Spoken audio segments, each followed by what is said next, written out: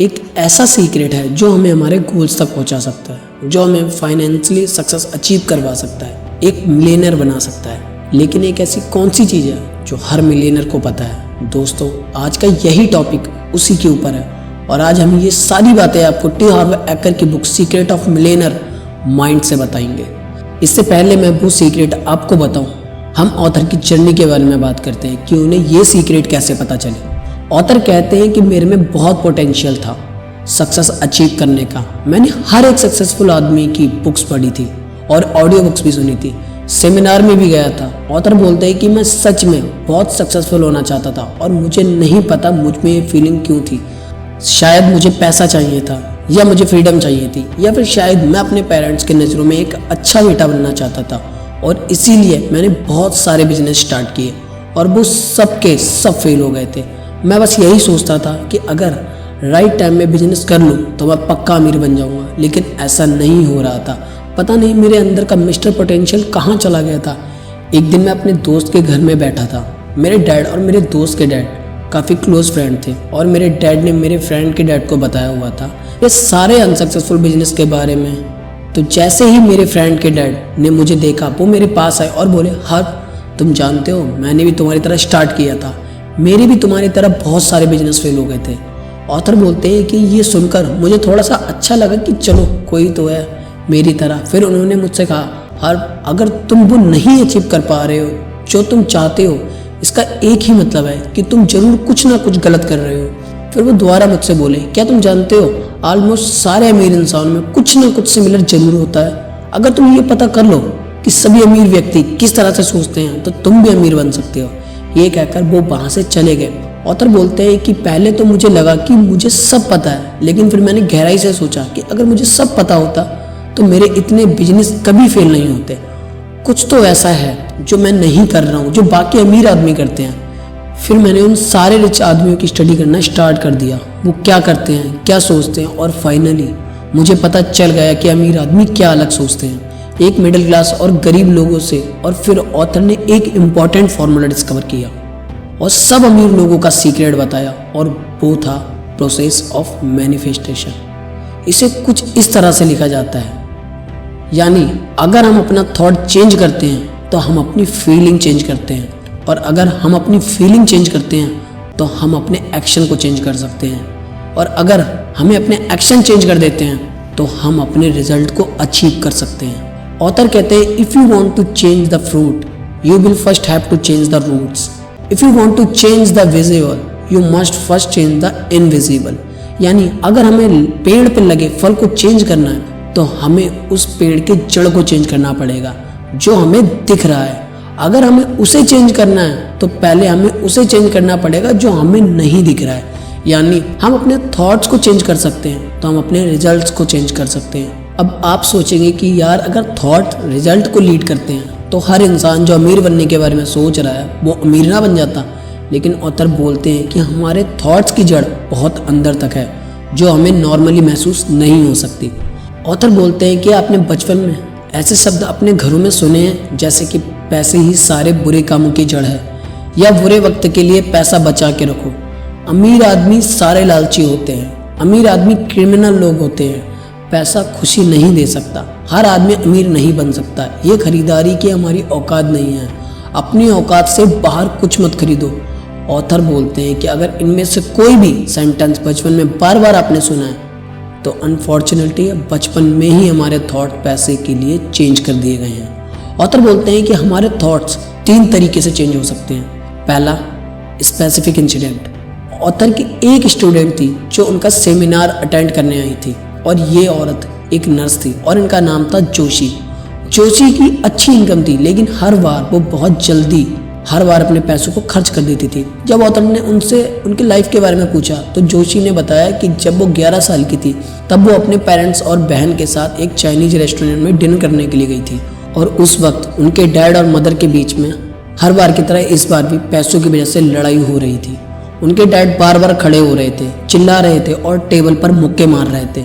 जोशी कहते हैं कि मुझे आज भी याद है कि किस तरीके से मेरे डैड का कलर चेंज होने लग गया था और फिर वो नीचे गिरे थे। मेरे डैड को हार्ट अटैक आ गया था और मेरे सामने ही वो मर गए थे।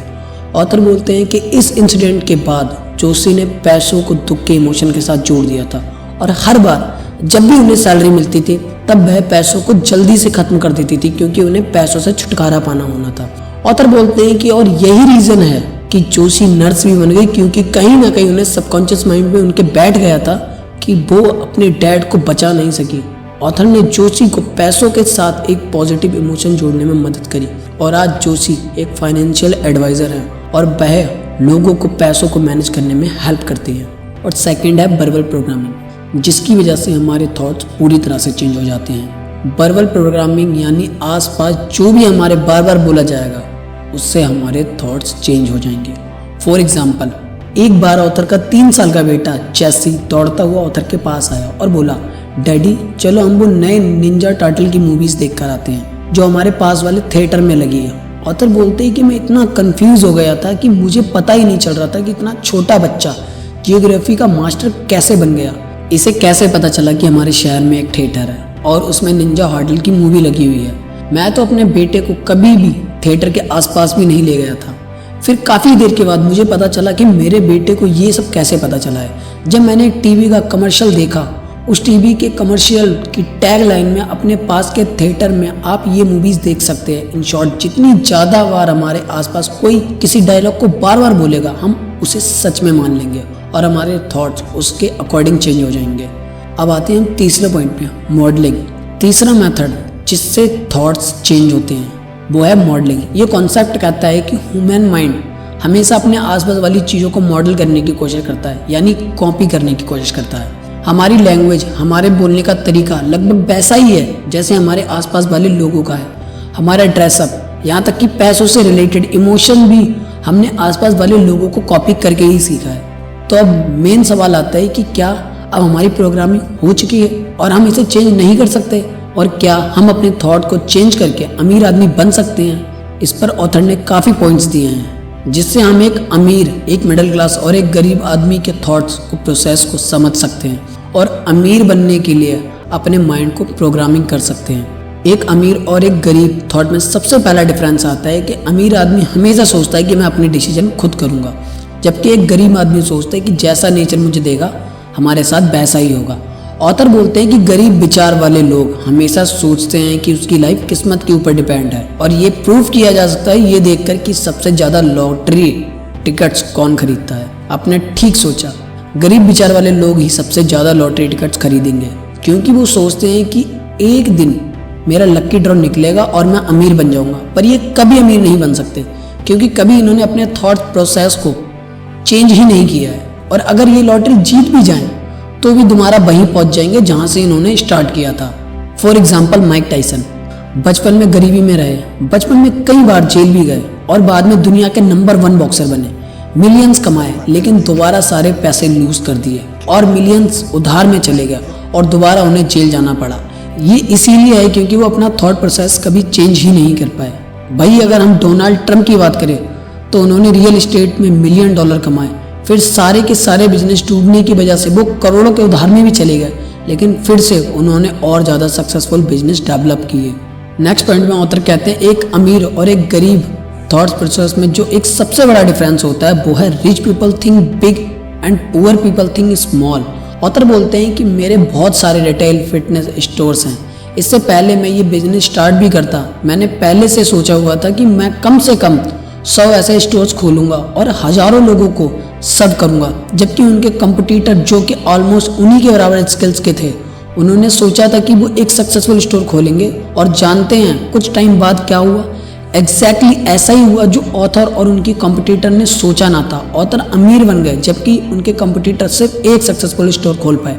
नेक्स्ट पॉइंट में ऑथर कहते हैं कि एक रिच थॉट वाला इंसान दूसरे रिच और सक्सेसफुल लोगों को अप्रिशिएट करता है, जबकि एक पुअर थॉट वाला इंसान सक्सेसफुल लोगों से चिढ़ता है।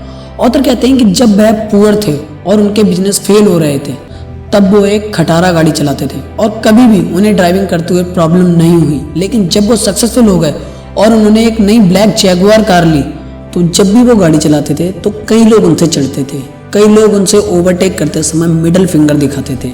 एक बार उन्होंने अपनी नई गाड़ी की रूफटॉप खोली थी जिस पर पीछे से 2-3 लड़के एक कार में आ रहे थे और उन्होंने अपनी यूज कॉक की बोतल उनकी गाड़ी में फेंक दी और पास आकर उन्हें गाली देकर चले गए। इस पर ऑथर कहते हैं कि पता नहीं हम लोग जब अमीर हो जाते हैं तो लोग हमसे क्यों चिढ़ने लगते हैं। वो कहते हैं कि मैं अमीर और गरीब दोनों स्टेट में रहा हूँ, लेकिन मुझे पता है गरीब से अमीर या अमीर से गरीब बनने में माइंड थॉट का गेम है। पैसा ना लोगों को अच्छा बनाता है ना बुरा, हम जैसे हैं वैसे ही रहते हैं। इसीलिए हम दूसरों के सक्सेस को अप्रिशिएट करते हैं और उनसे उनकी स्किल्स को सीखने की कोशिश करते हैं, तो हम जल्दी सक्सेसफुल हो जाते हैं। नेक्स्ट पॉइंट में ऑथर कहते हैं कि अमीर लोग सक्सेसफुल और पॉजिटिव लोगों के साथ रहना पसंद करते हैं, लेकिन गरीब थॉट वाले इंसान अनसक्सेसफुल और नेगेटिव लोगों के साथ रहना पसंद करते हैं। ऑथर कहते हैं कि नेगेटिव थॉट्स हमें नेगेटिव फीलिंग फैलाएंगे, जिसकी वजह से हम वैसे ही एक्शन लेंगे या फिर कोई भी एक्शन नहीं लेंगे, एक पैरालिसिस वाले इंसान की तरह बन जाएंगे।